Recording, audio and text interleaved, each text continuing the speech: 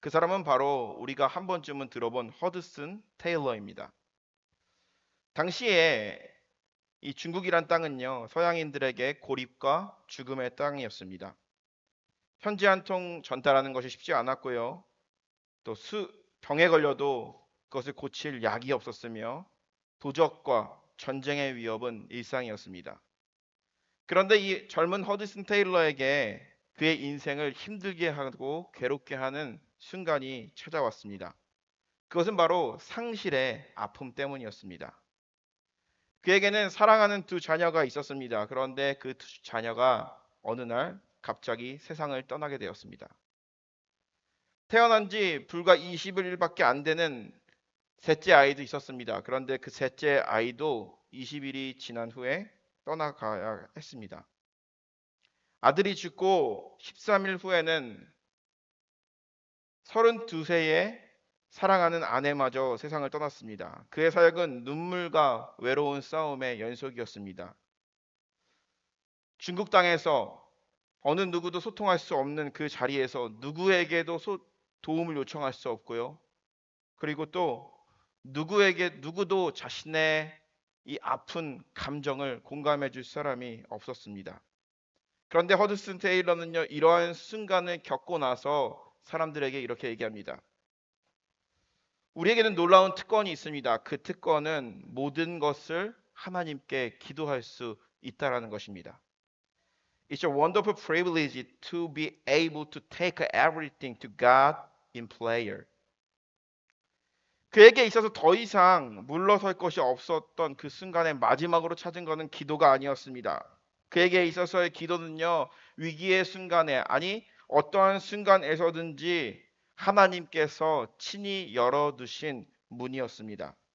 그렇기 때문에 그는 고립과 이 절망과 이 아픔 속에서도요, 하나님께서 열어두신 이 기도의 문을 통하여서 들어가게 되었고, 희망과 소망을 볼 수 있었습니다. 말씀드렸듯이 하나님을 믿는 모든 자녀에게는 동일한 특권이 주어집니다. 그 특권은 바로 무엇입니까? 기도할 수 있다라는 것이죠. 이것은요, 우리에게 너무나도 당연하기 때문에 이것을 우리는 가볍게 여기는 경우가 있습니다. 오늘 우리는 시편 17번을 통해서 하나님이 주신 그 위대한 특권, 기도가 우리에게 주는 가치가 무엇인지 여러분들과 함께 나눠보고자 합니다. 첫 번째로 여러분들과 나눌 것은요, 기도는요, 하나님께 솔직하게 모든 것을 털어놓을 수 있는 특권입니다. 기도의 능력은요, 화려한 언어나 화려한 표현으로 이루어지는 것이 아니라 하나님께 내 모습 그대로를 고백할 수 있다라는 특권이 있습니다. 기도는 거룩하고 정제된 언어로만 그리고 정형화된 자리에서만 하는 것이 아닙니다. 언제 어디서나 내 마음을 그대로 알릴 수 있는 이 거룩한 친밀함이 있는 자리가 기도의 자리입니다. 여러분 그렇잖아요. 어떤 사람들과 좋은 관계를 유지하며 살아갑니다. 그런데 좋은 관계를 유지하며 나아갈 때 항상 좋은 모습만을 보일 수는 없습니다. 때로는 좋은 관계이지만 그 관계 속에서 분노가 일어나기도 하고 삐지기도 하고요. 섭섭해하기도 합니다. 그렇듯이 기도를 통해서 우리는요. 우리에게 있어서 거룩한 모습들, 아름다운 모습들만 하나님 앞에 드러내는 것이 아니라 우리 안에 있는 속상함과 분노, 억울한 눈물까지도 하나님 앞에 고할 수 있다라는 것입니다. 종교개혁자 존 칼빈은요, 기도에 대해서 이렇게 얘기했습니다. 기도는 영혼의 모든 부위를 비춰주는 전체의 해부도와 같다. 기도하면 우리가 떠오르는 것이 있습니다. 그것은 바로 성경의 시편입니다. 시편이 다른 말씀들과 좀 차이가 있다 그러면요. 다른 성경의 말씀들은 위로부터 내려오는 하나님의 말씀입니다. 그런데 시편은요. 밑에서부터 하나님께 올려드리는 기도인 것입니다. 그렇기 때문에 우리가 시편의 아름다운 말씀을 읽다 보면요. 그것을 통해서 마음이 따뜻해지기도 하고 감동을 받기도 합니다. 그런데 어떤 시편을 보게 되면요. 인간의 분노와 아픔과 고난과 고뇌와 슬픔, 시기 질투 이러한 것들이 고스란히 드러나는 것을 우리는 알 수가 있습니다. 그래서 이 칼빈은요. 시편을 영혼의 모든 부위를 비추는 해부학, 해부도라고 이야기했던 것입니다. 있는 모습 그대로 하나님 앞에 고백하는 많은 시인들의 고백들이 담겨져 있는 것이 바로 시편입니다. 오늘 우리가 읽은 이 시편 17번의 말씀을 보게 되면은 이 시편 17번은요, 다윗이 쓴 기도입니다. 그런데 이 기도를 읽게 되면요, 하나님 감사합니다, 하나님 행복합니다, 이런 것이 아니라 이 다윗의 상황이 정말 어려운 상황입니다. 1절에서 5절 말씀을 보면 이런 내용들이 있죠. 하나님 정말 억울합니다. 밤새 제 마음을 뒤집어서라도 나에게 흠이 없는 것을 말해주세요. 6절에서 7절에는 하나님 저 악한 자들의 눈빛을 보세요. 나를 잡아먹으려는 사자처럼 나를 노려보고 있습니다. 13절 이후의 말씀을 보게 되면 이렇게 합니다. 하나님 제발 일어나서 나를 해하려고 하는 저 원수들을 당신의 칼로 박살내 주세요. 냉정하게 말하면요, 이렇게 생각할 수 있을 것입니다. 어떻게 사람의 기도가 이렇게 공격적일까? 혀를 찼을지도 모릅니다. 그런데 하나님은요, 이 거친 언어 속에 담긴 다윗의 억울함을 받아주셨습니다. 그리고 다윗은요, 자신의 상황을요, 있는 모습 그대로 하나님께 알렸던 것을 알 수가 있습니다. 즉, 우리가 기도를 통해서 기도할 때에 우리가 생각해야 될 것은 바로 무엇이냐? 하나님 앞에 기도할 때는요, 나의 억울함, 그리고 분노, 아픔, 그런 것은요, 솔직하게 고할 수 있어야 된다라는 것이죠. 우리가 사용하는 미사여구를 사용해서 하는 것도 좋지만, 진짜 내가 급하고 너무 속상하고, 그리고 내가 정말 나의 분노가 사그러들지 않아요. 그러면 그것 자체로 하나님 앞에 고한다라는 것이죠. 예를 들자면은 이런 예를 들 수가 있습니다. 중학생짜리 한 아들이 있었습니다. 그런데 그 아들이 친구들이랑 놀다가 친구들한테 맞고 왔어요. 그러면서 씩씩대면서 아버지에게 이야기합니다. 아버지, 나 오늘 놀이터에서 누구누구한테 맞았는데요. 나 이렇게 살 수는 없어요. 그 친구들한테 복수할 거예요 하면서 씩씩거리면서 소리를 지르면서 밖에 나가는 거예요. 그 아들을 본 아버지는 이렇게 얘기합니다. 아들아, 적어도 너희 아빠가 목사고 그리고 너는 하나님의 자녀잖니. 분내는 것은 하나님이 원하는 것이 아니야. 어서 들어와. 그리고 기도해. 그러면 이 아들의 마음이 어떨까요? 아들의 마음이 어떨 것 같아요? 아들의 마음은 더 깊은 수렁 속으로 갈 거예요. 그런데 반면에 아버지가 이러는 것입니다. 아니, 어떤 놈들이 우리 자식을 때렸다는 거야? 지금 당장 가자. 야, 야구방망이 갖고 와. 그리고 경찰에 신고해. 아빠랑 같이 가자. 이런 식으로 나오면 아들이 어떻게 반응을 할까요? 아들은요, 이렇게 생각할 것입니다. 아, 아빠, 괜찮아요. 그냥 내가 알아서 해결할게요. 내가 참을게요. 그러지 않을까요? 이것이 말하는 것은 바로 무엇이냐면은 아들의 감정이 갑자기 왜 변했을까요? 아버지가 자신의 분노에 대해서 아주 깊이 공감해 주는 거예요. 수용해 주는 거예요. 이해하는 것 같아요. 나의 아픔과 슬픔을 누군가가 듣고 있다라는 확신, 그리고 나보다 더 크게 분노하고 있다라는 것 때문에 아들의 분노가 사그러 드는 것이죠. 아버지에게 완전하게 자신의 감정을 수용받는 순간 이 아들의 마음에 있던 이 분노는요, 어느 순간 녹아버립니다. 그렇듯이 우리가 하나님 앞에 우리의 억울함과 답답함을요, 여과 없이 토로하는 것입니다. 하나님 앞에 이렇게 말하는 건 아닌데 그것이 아니라 내가 느끼는 감정, 내가 느끼는 억울함, 내가 느끼는 답답함, 내가 가지고 있는 그 결핍, 있는 모습 자체로 하나님 앞에 내려놓는 거예요. 그런데 놀라운 것은 바로 무엇인지 아십니까? 하나님은요, 우리가 쏟아놓는 그 분노와 그리고 그러한 말들에 대해서 들으신다는 거죠. 그리고 우리를 정죄하는 것이 아니라 하나님의 사랑으로, 하나님의 능력으로, 하나님의 힘으로 그 나의 안에 있는 분노를 녹여버리게 된다는 것이죠. 하나님은 바로 이런 하나님입니다. 우리가 거룩한 하나님입니다. 그리고 위대하신 하나님입니다. 그리고 우리를 창조하신 하나님입니다. 그렇기 때문에 우리가 모든 것을 다 말한다고 했을 때 하나님께서는요, 그것을요 거룩하지 못하다. 그렇게 기도하지 마시는 하나님이 아니라 우리의 아픔을요 공감해 줘요. 저렇게 기도하는 저 사람의 마음을 저렇게 기도하는 저 아들의 마음을, 딸의 마음을 하나님은 깊이 공감해 주시고 하나님의 사랑으로 그것을 녹여 주신다라는 거죠. 여러분, 우리가 가끔 기도할 때 이럴 때가 있습니다. 기도할 때 기도가 나오지 않는 것입니다. 기도가 문장이 완성되지 않는 거예요. 하나님, 하나님, 하나님. 이거밖에 나오지 않는 그 순간에서도 하나님은 우리와 늘 함께 하십니다. 우리가 지난 시간에 나눴지만 로마서 8장에 보면 이런 말씀이 있습니다. 이와 같이 성령도 우리의 연약함을 도우시나니 우리는 마땅히 기도할 바를 알지 못하나 오직 성령이 말할 수 없는 탄식으로 우리를 위하여 친히 간구하시니라. 성령님이 우리의 연약함을 알아요. 너무 마음이 아파서 너무 괴로워서 기도가 나오지 않는 우리의 마음을 알아요. 그런데 우리의 진심을 알아요. 우리의 탄식을 알아요. 성령님께서는 우리의 탄식을 그냥 외면하는 것이 아니라 우리와 함께 탄식하시며 우리가 마땅히 빌 바를 알지 못할 때 우리를 위해서 간구하시는 하나님, 우리를 위해 우리가 기도할 수 있도록 우리를 도우시는 하나님임을 이야기하고 있는 것입니다. 시편 34편 18절에 보면 이렇게 얘기합니다. 여호와는 마음이 상한 자를 가까이 하시고 충심으로 통회하는 자를 구원하시는 도다. 이 말씀은 바로 무엇입니까?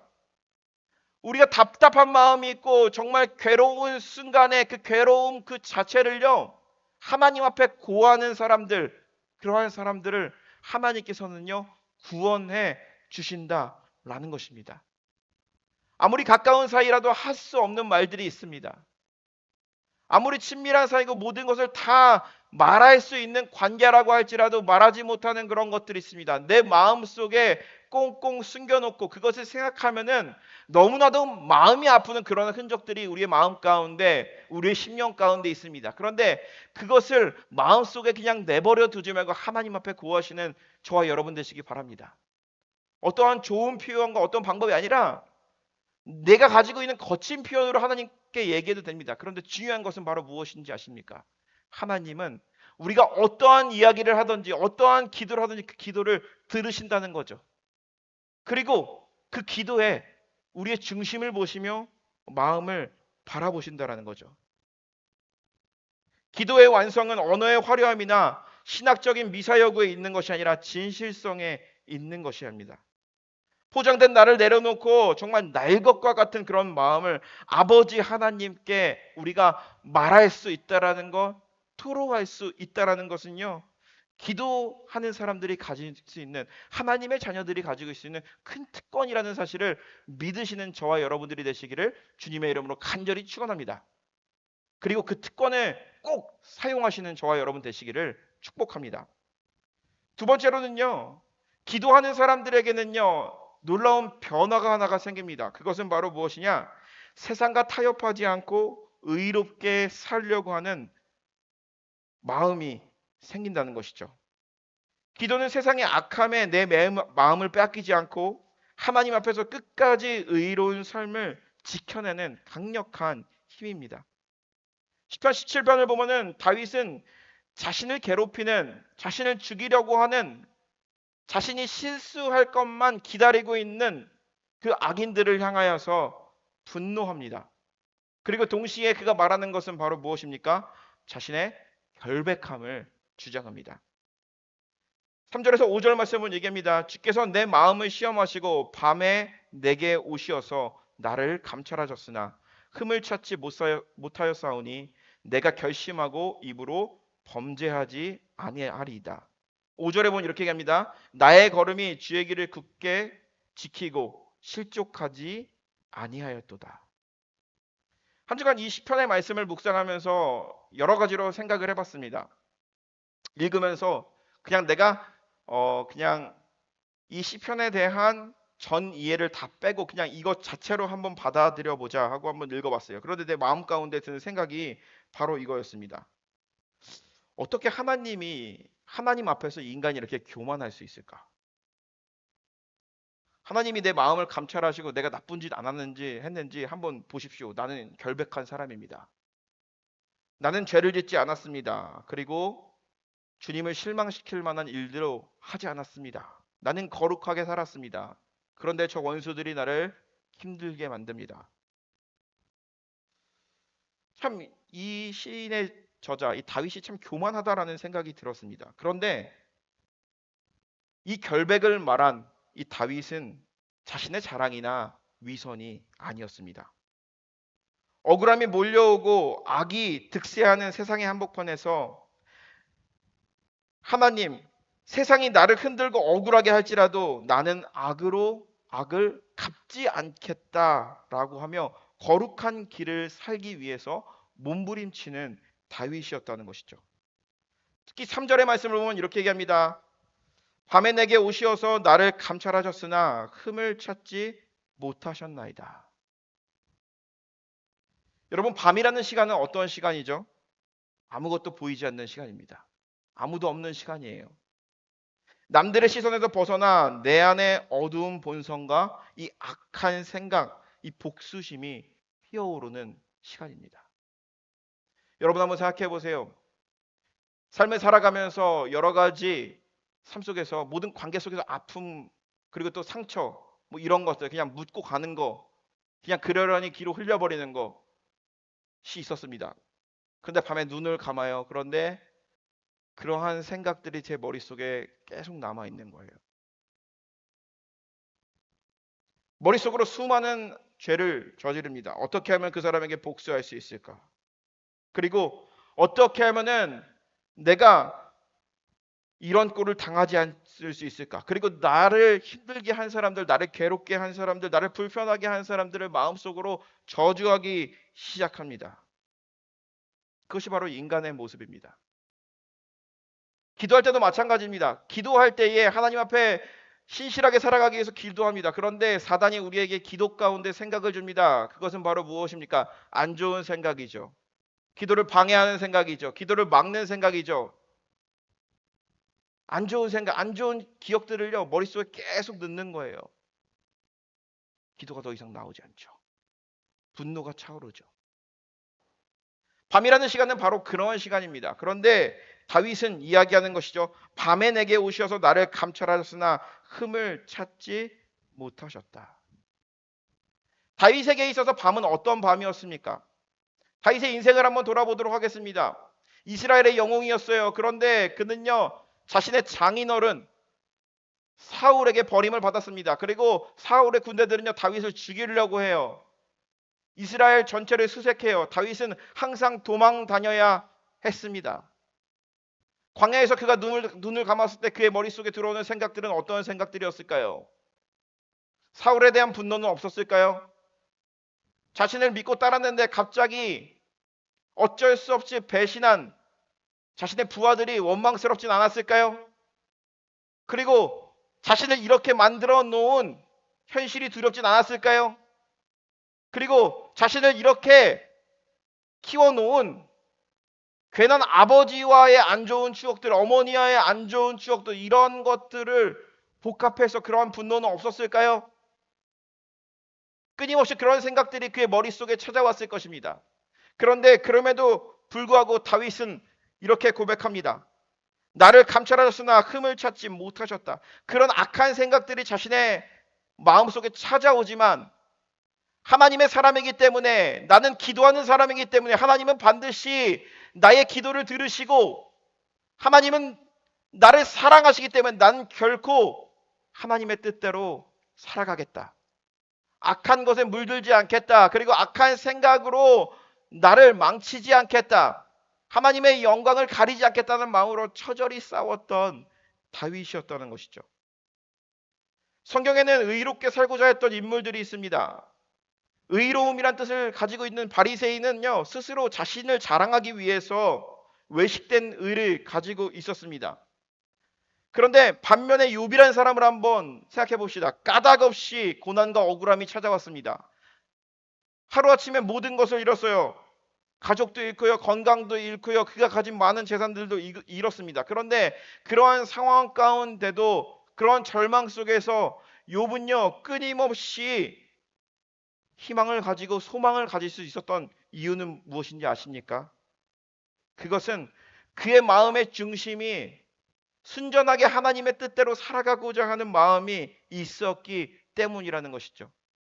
다윗의 결백함은요, 자신의 자랑, 나 이렇게 깨끗한 사람입니다. 나 이렇게 선한 사람입니다. 나 이렇게 아무 흠없는 사람입니다. 라고 자랑하는 것이 아니라 악한 생각들이, 그리고 악한 생각이 나에게 와서 복수할 수 있고, 그리고 이것을 통하여서 나의 위치를 되찾을 수 있는 그런 순간이 자신의 머릿속에 찾아온다고 할지라도 그것에 굴하지 않고 하나님의 뜻대로 살아가기로 몸부림쳤던 것입니다.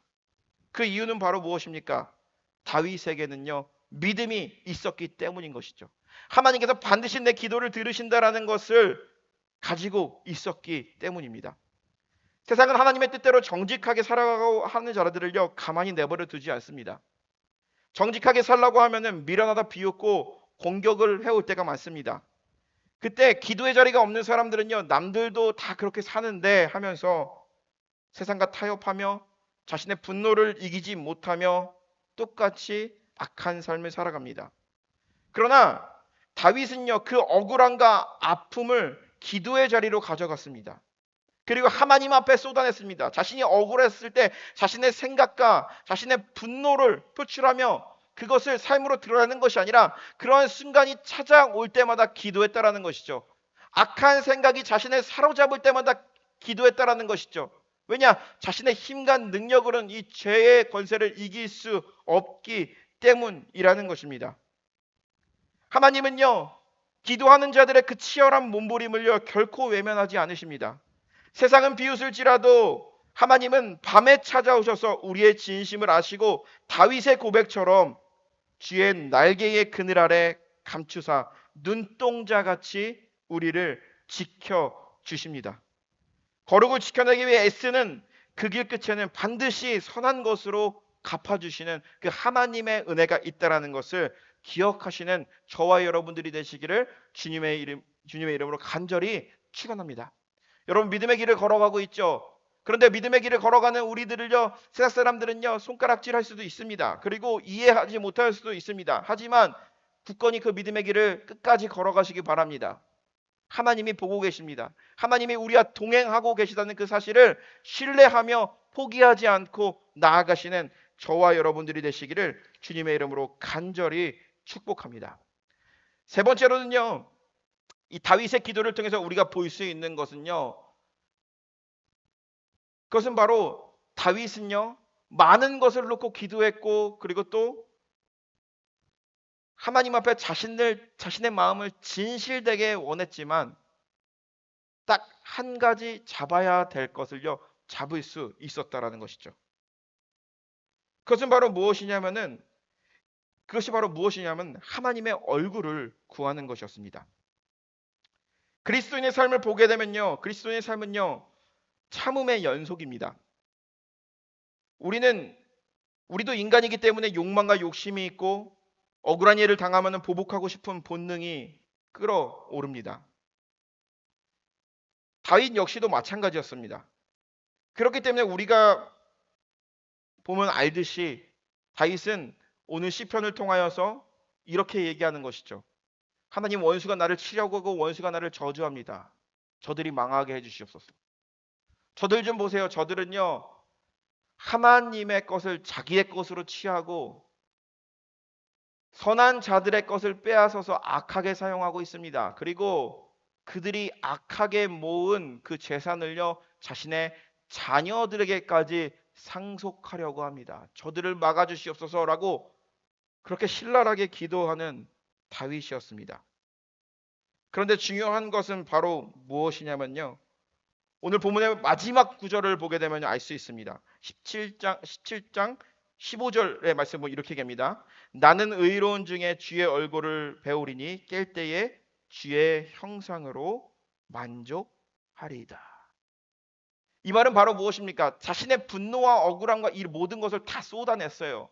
하나님, 저들을 망가뜨려 주세요. 하나님, 나를 살려주세요. 하나님, 이건 아닙니다. 따집니다. 그런데 마지막 그 기도의 결론은 바로 무엇이냐면은 주님의 얼굴 보는 걸로 나는 만족합니다. 기도를 통해서 다윗이 깨달은 것이 바로 무엇입니까? 그것은요, 더 많이 갖기 위해서, 더 많이 얻기 위해서, 더 많은 보호를 받기 위해서 보호를 받는 방법을 찾은 것이 아닙니다.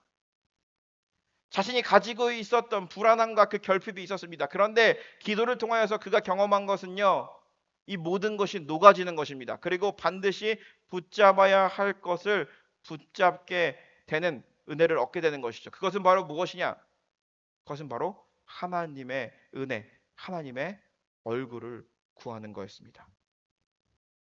그에게는요, 고집과 보복과 이기심과 욕망, 세상 사람들이 목매는 그런 것들이 그에게도 결핍 가운데 있었을 것입니다. 그런데 그들은요, 그러한 결핍을 채우기 위해서 기도했을 것입니다. 우리도 마찬가지죠.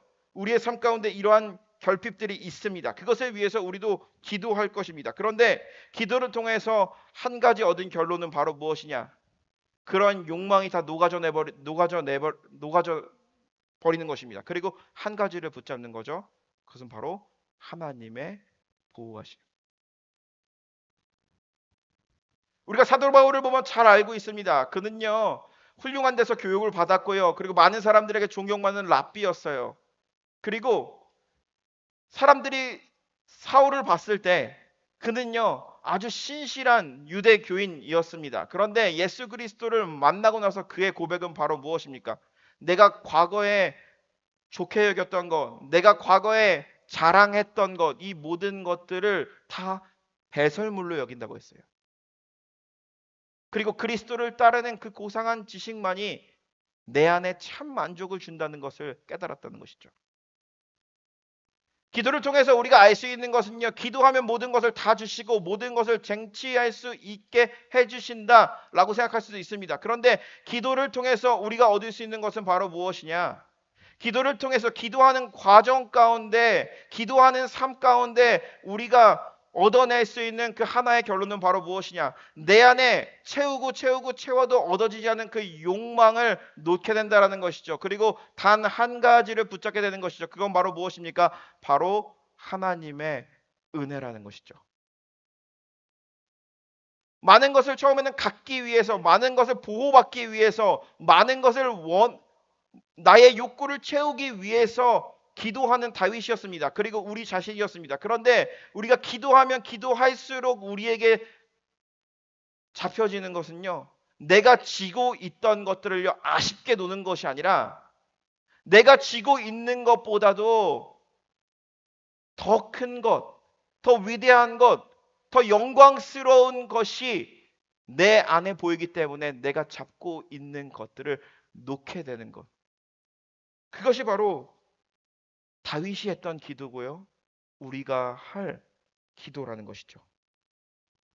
기도는 나의 욕심을 채우기 위한 도구가 아닙니다. 그리고 내 안에 있는 억울함과 욕망을 쏟아내는 감정 쓰레기통도 아닙니다. 기도를 통해서 우리가 볼 수 있는 것은 바로 무엇이냐? 하나님 앞에 진실하게 나아갔을 때, 하나님 앞에 거룩하게 나아갔을 때, 거룩하게 살기 위해서 몸부림치며 나아가는 그 눈물의 삶을 살아가는 그 과정 가운데 내 안에 내가 주인 삼았던 그러한 것들이 다 녹아버리고 하나님만 남게 되는 것. 이것이 바로 참된 기도의 삶이라는 것이죠. 여러분들, 우리가 관계의 문제 그리고 삶의 여러 가지 문제를 가지고 있습니다. 그것을 놓고 우리가 간절히 기도해 보시는 저와 여러분들이 되었으면 좋겠습니다. 그리고 하나님 앞에 낱낱이 구하시는 저와 여러분들이 되시기를 바랍니다. 하나님은요, 우리가 쏟아놓은 기도, 우리가 고백하는 그 진실된 그 마음을 분명히 기억하고 계십니다. 그리고 하나님의 사랑으로 그 모든 것들을 녹여내시고 하나님의 사랑, 하나님의 은혜, 이 딱 한 가지만 남게 하신다는 그 사실을 기억하며 믿으시는 저와 여러분들이 되시기를 주님의 이름으로 간절히 축복합니다. 우리의 기도 생활 가운데, 우리의 믿음 생활 가운데 이러한 축복이 우리의 삶 가운데도 계속 지속되기를 주님의 이름으로 간절히 축복합니다.